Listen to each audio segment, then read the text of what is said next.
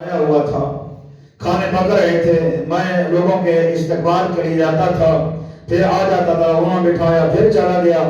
एक मर्तबा मैं बाहर निकला तो साथ एक घर था, उस घर से एक बच्ची की आवाज आई मेरे कानों पे, जो अपनी माँ से कह रही थी, अम्मा आज तो हमारे पड़ोसी मजूसी के घर में शादी है, बड़े बड़े खाने पक रहे हैं, खाने की खुशबुएं हमारे घर में आ रही हैं, हो सकता है हमारा पड़ोसी कुछ खाना हमारे लिए भी भेज दे। अब कितने दिनों से भूखे हैं। कहते मैंने ये सुना तो मैंने एक मुसलमान को भेजा उनके घर कि जाओ इनसे कहो कि अगर मेरा खाना कबूल करो तो तुम्हारे मजहब के मुताबिक हलाल खाना मैं तुम्हें देना चाहता हूँ। कहते उन्होंने कबूल कर लिया। मैंने इस्लाम के मुताबिक वो ज़िबा कराया, जानवर खाना बनवाया, उनके घर भेजा, खुद भी मैं साथ चला गया। जब खाना उनके घर पहुंचा तो बच्ची ने माँ से कहा कि अम्मा खाना बाद में खाएंगे, पहले इसके लिए दुआ कर दे। अल्लाह अकबर। खाना बाद में खाएंगे, पहले इसके लिए दुआ करें। तो बच्ची ने हाथ उठाए, माँ ने हाथ उठाए, तो बच्ची ने कहा परवरदिगार इसने हम पर एहसान किया है, मैं तेरी बारगाह में दुआ करती हूँ इस मजूसी को सरकार दो आलम के साथ कयामत के दिन माशूर फरमा दे।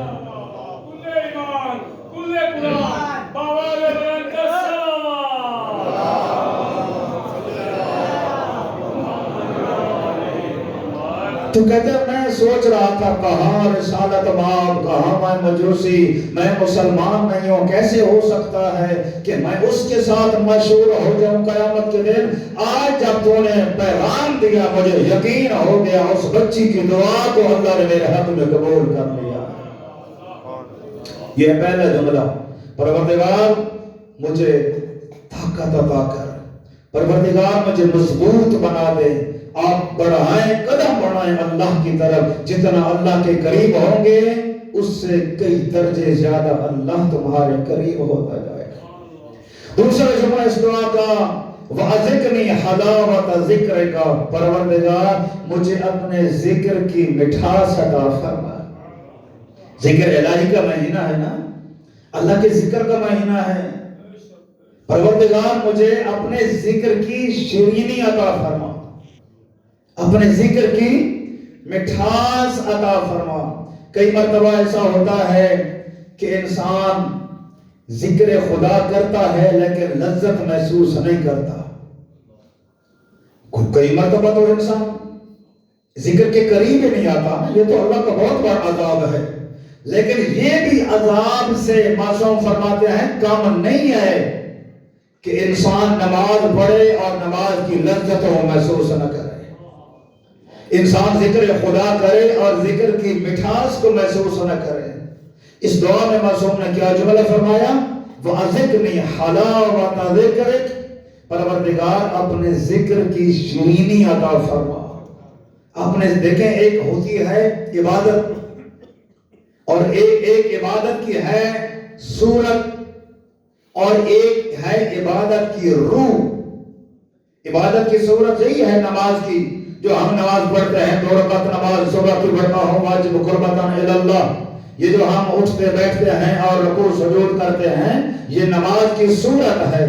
और एक है नमाज की रूह। वो रूह क्या है कि जब हम नमाज पढ़ते हैं तो नमाज पढ़ते हुए लज्जत इबादत को महसूस करते हैं, इबादत की लज्जत को महसूस करते हैं, दुआ करते हैं, साथ दुआ की लज्जत को महसूस करते हैं। अल्लाह अकबर। परवरदिगार मुझे इबादत की लज्जत अता फरमा। हम जरा अपने गिरबान में झांकें, अपने आप को देखें। हम खाना खाते हैं, हमें लज्जत महसूस होती है, ऐसा ही है। बिरयानी खाते हैं, बड़ा मजा आता है, लज्जत महसूस होती है। यासिर बरोस से बरोस मंगवा के खा लिया, बड़ा टेस्ट होता है, बड़ी लज्जत महसूस होती है। कोरमा खाते हैं, बड़ा मजा आता है जी। मटन बनाते हैं, बड़ी लज्जत महसूस होती है। क्या वजह है? इबादत करते हैं तो लज्जत क्यों नहीं आती? लज्जत क्यों नहीं आती? रूह पैदा करें अपनी नमाज में, अपनी इबादत में रूह पैदा करें, रूह इबादत को ले आए قرب خدا حاصل کرنے کے لیے کوشش کریں تاکہ لذت عبادت حاصل ہو. جب جب اللہ کا ذکر کریں آپ کو مزہ آتا جائے اور ذکر کو بڑھاتے چلے جائیں. ذکر کو بڑھاتے جائیں. ذرا ان کی زندگی دیکھیں جن کو ہم ماننے والے ہیں. ان کی عبادت میں کتنی لذت ہے, ان کی عبادت میں کتنی مٹھاس ہے. معصوم امام فرما رہے ہیں جن سے بڑھ کر کوئی عبادت کرنے والا کائنات میں نہیں ہے. وہ کہہ رہے ہیں پروردگار عبادت کی لذت عطا فرما. ہمیں بتا رہے ہیں عبادت کی لذت عطا فرما, ذکر خدا کی مٹھاس عطا فرما. جب نماز میں ہو تو پتہ چلے آپ نماز میں ہیں. ذکر خدا کر رہے ہوں تو آپ کو پتہ چلے ہم ذکر الہی کر رہے ہیں. وہ جملہ مولا سجاد کا جب نماز پڑھ رہے تھے اور ابا میرے مولا کی لٹکی ہوتی ایسے کندھوں سے اور پوری نماز میں میرے مولا متوجہ نہیں ہوئے ابا کی طرف. جب نماز ختم ہوئی تو غلام نے کہہ دیا مولا ساری نماز میں آپ کی ابا جو ہے وہ لٹک رہی تھی, اس کو سیدھا ہی نہیں کیا آپ نے. میرے آقا نے فرمایا تمہیں پتہ نہیں ہے کہ میں کس کی بارگاہ میں کھڑا تھا؟ تمہیں نہیں پتا میں کس کی بارگاہ میں کھڑا تھا؟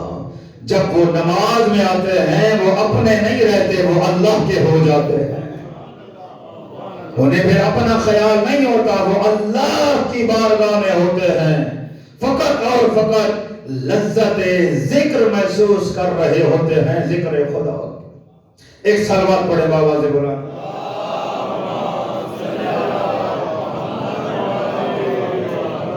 اور مومن جو ہے وہ ذکر خدا سے لذت محسوس کرتا ہے.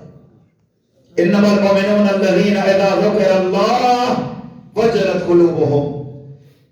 مومن کی نشانی یہ ہے کہ جب وہ اللہ کا ذکر کرتا ہے تو دل اس کا کانپتا ہے, اس کے دل گھبرا جاتے ہیں.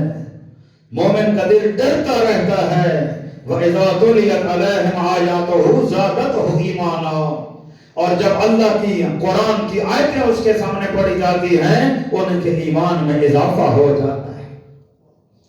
مومن کا ایمان قرآن سننے سے تازہ ہوتا ہے, موسیقی اور غنا سے تازہ نہیں ہوتا. آج کل تو ہم نے دیکھیں عزاداری سے, مجلس سے, اہل بیت کے ذکر سے بڑھ کر کوئی عبادت ہے اللہ کے ذکر اور عبادت کے علاوہ؟ اس کے بعد بہت بڑی عبادت ہے, لیکن آج ہم نے اس عبادت کو بھی برباد کر دیا جی. اسی عبادت میں راگ رنگ, اسی عبادت میں موسیقی, جو بھی نیا گانا آتا ہے جی فوراً 2-4 دن نہیں گزرتے تو اسی گانے پہ قصیدہ آ جاتا ہے. ابھی نقدہ کوپا آیا تھا, سوچ رہے تھے کہ پتہ نہیں کب آئے گا, پتہ نہیں کتنے ذاکروں نے وہ قصیدہ بھی بنا دیا. اللہ اکبر. اس کا مطلب ہے پہلے وہ گانا سنتے ہیں, طرز یاد کرتے ہیں, پھر وہ قصیدہ بناتے ہیں خدا کے لیے. معصومین کا ذکر عبادت ہے, اسے عبادت رہنے دیں. امام بارگاہ کا ایک مقام ہے, اس کا احترام ہے, اس کا احترام باقی رہنے دے. یہ تو وہ جگہ ہے اور یہ وہ ذکر ہے کہ اللہ ان پر درود پڑھتا ہے. یہاں پر غنا کا کیا تعلق, موسیقی کا کیا تعلق؟ اللہ اکبر. کوشش کریں ذکر خدا سے لذت محسوس کریں, مٹھاس محسوس کریں. ایک صلوات پڑھیں بابا سے بولا.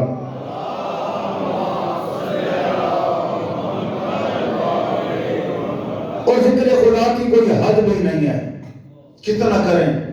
ہر عبادت کی حد ہے, ذکر خدا کی حد نہیں ہے. نماز پڑھ رہے ہیں, جب آپ نے نماز نیت شروع کی تو نماز کا آغاز ہوا, جب سلام آپ نے پڑھا تو نماز کی حد ختم ہو گئی. روزے کی حد ہے, روزہ آپ نے سحری کو رکھا, شام کو افطار کیا, روزے کی حد ختم ہو گئی. حج آپ نے کیا, حج کے لیے گئے, واپس آئے, حج کی حد ختم ہو گئی. اسی طرح ہر عبادت کی حد ہے, اور اگر حد نہیں ہے تو ذکر خدا کی حد نہیں ہے. جتنا چاہیں ذکر خدا کر سکتے ہیں اور لذت ذکر الہی اٹھا سکتے ہیں. حضرت موسیٰ علیہ السلام نے کہا تھا پروردگار کوئی ہے اس دنیا میں اس وقت جو بڑے خلوص سے تیرا ذکر کر رہا ہو؟ اللہ نے کہا فلاں مقام پر چلا جا، فلاں دریا کے کنارے چلا جا، تجھے پتہ چل جائے گا کہ ذکر الہی کیسے کیا جاتا ہے، کون ہے جو خلوص سے میرا ذکر کر رہا ہے۔ حضرت موسیٰ وہاں پہنچے، دیکھا دریا کے کنارے ایک درخت ہے، درخت کی شاخ جو ہے وہ کنارے پہ جھکی ہوئی ہے اور دریا کے بالکل قریب ہے، اس شاخ پہ ایک پرندہ بیٹھا ہے جو ذکر خدا کر رہا ہے، ذکر الہی کر رہا ہے۔ اللہ اکبر۔ حضرت موسیٰ علیہ السلام نے اس پرندے سے سوال کیا کہ تو جو ذکر خدا کر رہا ہے مجھے یہ بتا سکتا ہے اس وقت تیری کوئی خواہش بھی ہے کہ پوری ہو جائے؟ تو پرندہ کہنے لگا ہاں، ایک خواہش میری یہ ہے کہ یہ جو دریا کا پانی ہے ایک قطرہ اگر میری چونچ میں آ جائے تو یہ میری حاجت ہے، خواہش ہے، لیکن وہ میری خواہش پوری نہیں ہو رہی۔ کب سے ذکر کر رہے ہو؟ جب سے اللہ نے مجھے بنایا ہے اسی مقام پہ بیٹھ کے ذکر الہی کر رہا ہوں۔ تو حضرت موسیٰ نے کہا بندہ خدا، اتنا سا فاصلہ ہے پانی اور تیری چونچ کے درمیان، کیوں نہیں جھک کے تھوڑا سا پانی پی لیتا؟ کہتا ہے مجھے ڈر لگتا ہے کہیں پانی پینے سے ذکر الہی میں فرق نہ پڑ جائے۔ اللہ اکبر۔ خدا کے لیے وقت نہیں ہوتا، میرے بڑے دل ہوتا ہے میں آپ کو بہت باتیں سناؤں، فرامین سناؤں، واقعات سناؤں، لیکن وقت جو ہے وہ ختم ہے۔ انشاءاللہ زندگی رہی تو اگلے جمعے تو کوشش کریں ذکر خدا کی لذت محسوس کریں۔ یہ توبہ کا مہینہ ہے، بخشش کا مہینہ ہے، اللہ کی بارگاہ میں آئیں، عبادت کریں، گناہوں کی بخشش طلب کریں، اس رب کی بارگاہ میں آئیں۔ کسی کا گناہ کیا ہو، جرم کیا ہو جائے نا تو وہ گلہ شکوہ کرتا ہے، اب خیال آیا ہے اتنی زیادتیاں کرنے کے بعد اب تو میرے پاس معافی مانگنے آیا ہے، اتنا کریم ہے، کہتا ہے 100 سال کے بعد بھی میری بارگاہ میں آؤ گے نا میں یہ نہیں کہوں گا میرا بندہ اتنا عرصہ تو کہاں رہا اور کیا کرتا رہا۔ مالک عمر کی توفیق عطا بسم اللہ الرحمن الرحیم والعصر ان الانسان لفی خسر الا الذین آمنوا وعملوا الصالحات وتواصوا بالحق وتواصوا